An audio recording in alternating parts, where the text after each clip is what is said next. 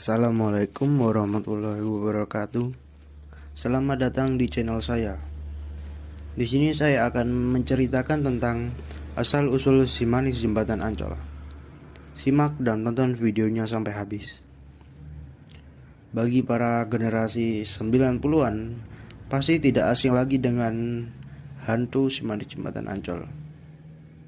Hantu yang terkenal sering menampakkan dirinya dalam wujud wanita cantik, dan penampakannya sering dijumpai di jembatan Ancol, sehingga hantu ini dijuluki oleh para warga di sekitar dengan julukan si manis jembatan Ancol. Bahkan sampai saking populernya dan terkenalnya kisah ini, kisah si manis jembatan Ancol pun diangkat menjadi film terkenal pada masa itu, yang mana ceritanya diambil dari kisah yang berkembang dari masyarakat di sana. Bahkan saking terkenalnya mitos si manis jembatan Ancol ini,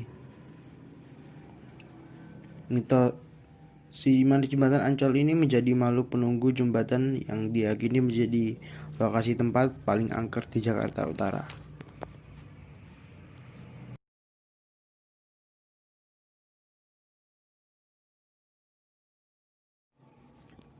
Lalu asal-usul dari si manis jembatan Ancol ini pun memiliki kisah yang beragam. Karena saking terkenalnya kisah ini, ada yang mengatakan kisah ini berawal dari wanita yang bernama Maryam. Maryam tewas di sekitar jembatan Ancol dikarenakan dia diperkosa bergilir oleh beberapa pria. Setelah Maryam digilir oleh semua pria-pria itu, Maryam dibunuh lalu jasadnya dibuang ke bawah jembatan Ancol. Sehingga banyak yang beranggapan bahwa arwah gadis tersebut menjadi arwah penasaran dan suka menghantui lokasi tersebut dan menuntut balas dendam. Dan kisah ini terjadi awal abad ke-18. Pada saat itu ada seorang wanita yang bernama Maryam yang berumur 16 tahun. Maryam memiliki paras yang sangat cantik, yang mana paras itu mengikat banyak sekali lelaki pada masa itu. Tidak terkecuali paras cantik Maryam pun memikat hati seorang saudagar kaya sekaligus tuan tanah di tempat itu. Sehingga sang saudagar pun memutuskan untuk menjadikan Maryam sebagai selirnya. Dan setelah Maryam mengetahui hal tersebut dari orang tuanya, Maryam pun menolak karena Maryam tahu kalau si saudagar itu sudah memiliki beberapa istri dan Maryam hanya akan dijadikan selir olehnya. Dan juga umur Maryam dan saudagar tersebut terpaut sangat jauh. Bahkan umur saudagar itu hampir sama dengan umur ayah Maryam. Sehingga Maryam pun memutuskan untuk melarikan diri dari rumah. Dan orang tua Maryam pun tidak bisa berbuat apa-apa. Orang tua Maryam takut akan terjadi sesuatu kepada Maryam, sehingga orang tua Maryam pun menyetujuinya. Dan tibalah ketika sang saudagar datang ke rumah Maryam dan tidak menemukan ada Maryam di rumah tersebut. Orang tua Maryam pun mengatakan bahwa Maryam kabur dari rumah. Dan ketika Maryam melarikan diri dari rumah, keberadaannya sudah diketahui oleh sang saudagar melalui anak buahnya. Dan saudagar menyuruh anak buahnya untuk membawa Maryam kepadanya. Dan saat dibawa pun Maryam memberontak. Namun karena Maryam kalah tenaga oleh beberapa pria suruhan sang saudagar, akhirnya Maryam pun berhasil dibawa kepada saudagar tersebut. Dan saudagar pun membujuk Maryam agar mau menjadi selirnya dan Maryam tetap menolak. Justru Maryam memberontak, sehingga mengakibatkan kesabaran sang saudagar itu pun hilang.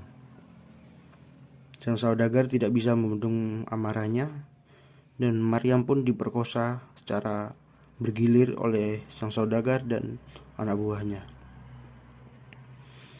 Lalu setelah mereka selesai melakukan hal keji tersebut terhadap Maryam, Maryam dibunuh dan mayatnya dibuang ke bawah jembatan Ancol.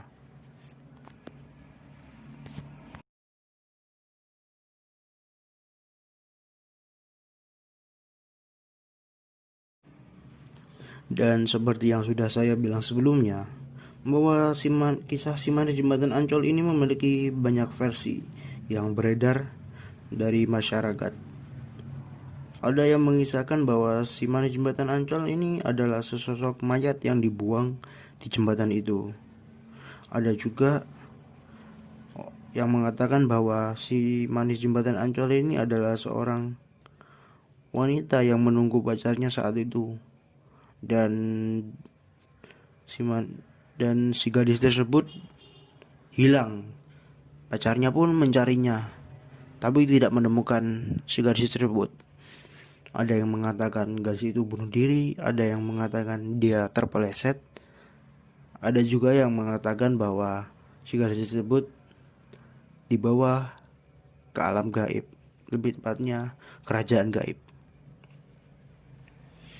Dan dari misteri si Mas Jembatan Ancol, ada banyak sekali pengalaman dari masyarakat dan pengunjung yang katanya sudah pernah diganggu oleh si Manis Jembatan Ancol. Salah satunya adalah beberapa kecelakaan yang terjadi. Dikatakan bahwa kecelakaan ini terjadi dikarenakan ulah dari si Manis Jembatan Ancol, seperti mengalihkan perhatian pengendara, mengalihkan fokus, dan tiba-tiba muncul di depan sang sopir, sehingga membuat sang sopir kaget dan langsung banting setir, sehingga kecelakaan pun tidak bisa dihindari.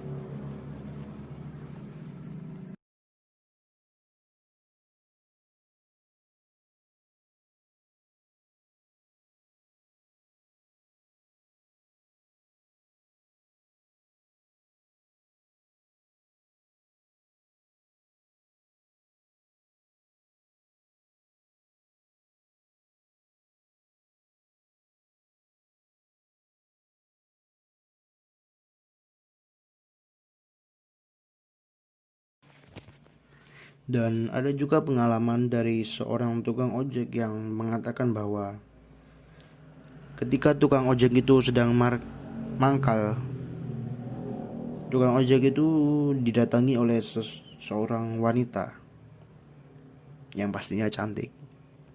Dan wanita itu meminta diantar oleh sang tukang ojek ke suatu tempat.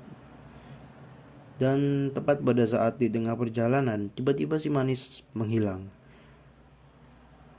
Dan sang tukang ojek pun menganggap bahwa sosok wanita itu adalah si manis jembatan Ancol. Dan ada juga kesaksian dari seorang pelukis yang bersaksi bahwa dia pernah didatangi oleh seorang wanita untuk meminta dilukis, dan setelah setengah lukisan tersebut jadi, sang pelukis izin untuk ke kamar kecil sebentar. Namun saat sang pelukis kembali, dia tidak mendapati wanita tersebut. Lalu saat dia bingung, dia pun berpikir bahwa si perempuan tersebut mungkin tidak bisa menunggu terlalu lama, atau dia tidak punya banyak waktu, dan apalah itu. Lalu sang pelukis pun bertanya kepada teman-temannya, apakah kalian melihat wanita yang tadi aku lukis? Dan teman-temannya pun menjawab bahwa tidak ada seorang wanita pun yang dimaksudkan oleh si pelukis ini. Dan si pelukis pun mengatakan bahwa, apakah kalian tidak melihat wanita yang aku lukis barusan? Dan teman-temannya justru mengatakan kalau mereka juga bingung siapa yang sedang dilukis oleh sang pelukis itu. Dan sang pelukis pun percaya bahwa perempuan yang dia lukis adalah si Manis Jembatan Ancol.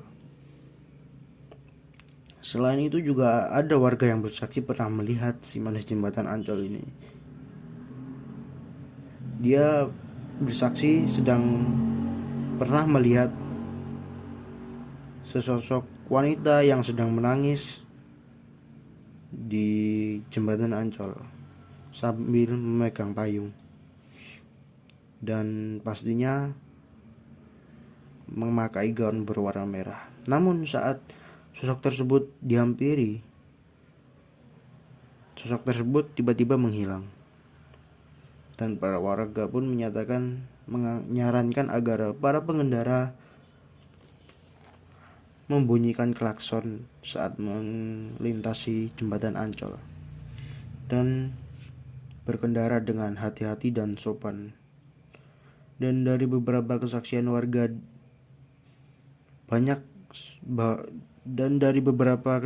warga jembatan Ancol banyak dihuni oleh banyak sosok, tidak hanya si manis jembatan Ancol, karena dianggap di sana ada kerajaan gaib, dan entah itu benar atau tidak adanya, itu kembali pada diri kita masing-masing, mau percaya atau tidak. Ya, saya rasa video kali ini cukup sampai di sini. Bila ada salah kata, mohon dimaafkan. Sekian dari saya. Terima kasih. Wassalamualaikum warahmatullahi wabarakatuh.